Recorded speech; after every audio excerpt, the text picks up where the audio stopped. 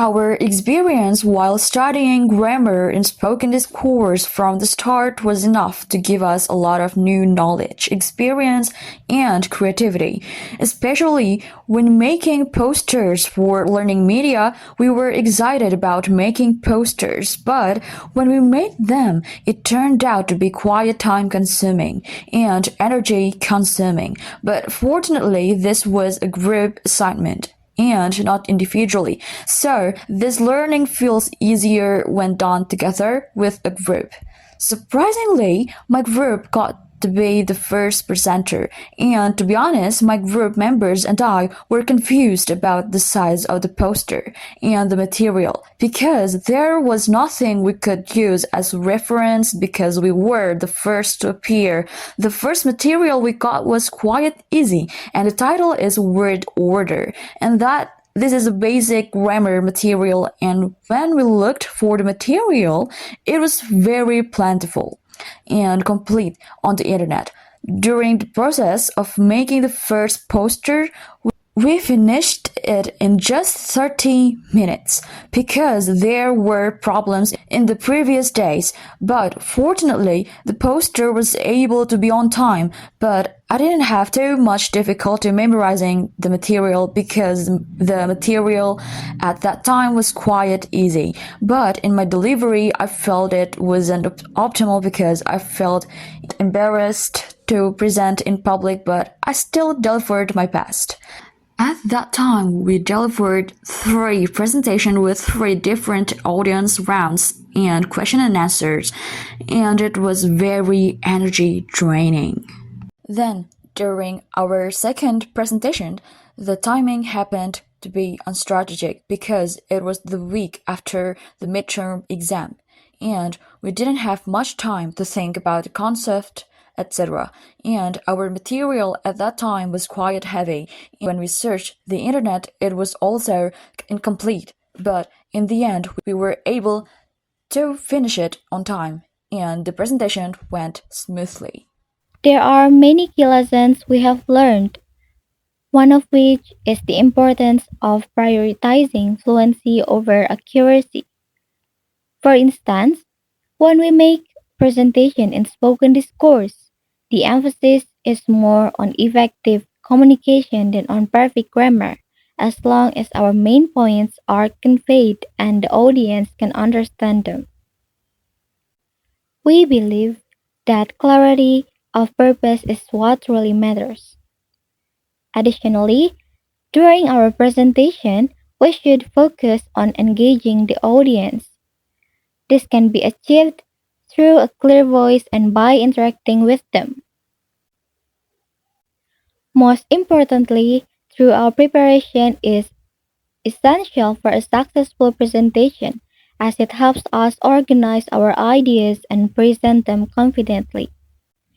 Paying attention to how we structure our sentences can also make our message clearer and easier to understand. One way to achieve this clarity and engagement is by carefully applying grammar concepts, as demonstrated in our poster presentation. Specific examples of how grammar concepts were applied in our poster presentation. We, of course, applied interesting methods. For example, the theme and color of our poster, which can attract the audience attention. In the first poster presentation material, namely word order, we use a clear and correct subject plus verb plus object as VO structure. This fundamental structure ensures logical sentence construction, making the content easily comprehensible. For instance, in the sentence, the cat chased the mouse. The subject, cat, acts chase on the object, mouse. This straightforward structure aids in quick understanding and placing the correct adjective to reduce ambiguity and create simple example sentences so that the audience can easily understand. We also understand that raising intonation at the end of a sentence typically indicates a yes or no question. For example, is this correct? And then a vowel intonation signals a WH questions. For example, what is your name?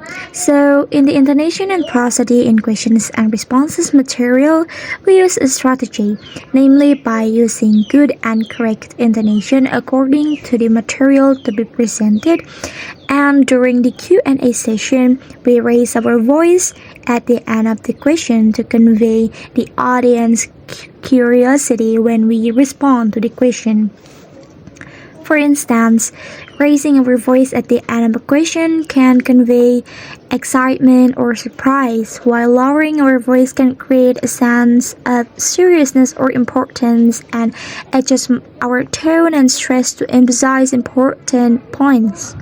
By maintaining appropriate intonation throughout the presentation, we conveyed the intended meaning and emotion. Through this experience, we got the point about what makes spoken grammar different from written one.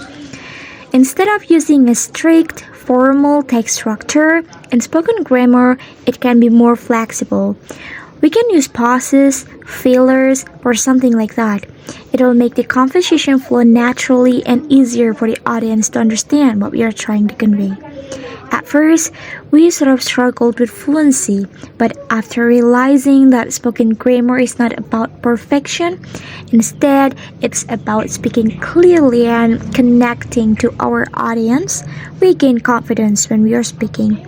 Now, when we are speaking, we focus more on fluency instead of perfect accuracy. In our opinion, this is one of the best ways to teach spoken grammar in real life.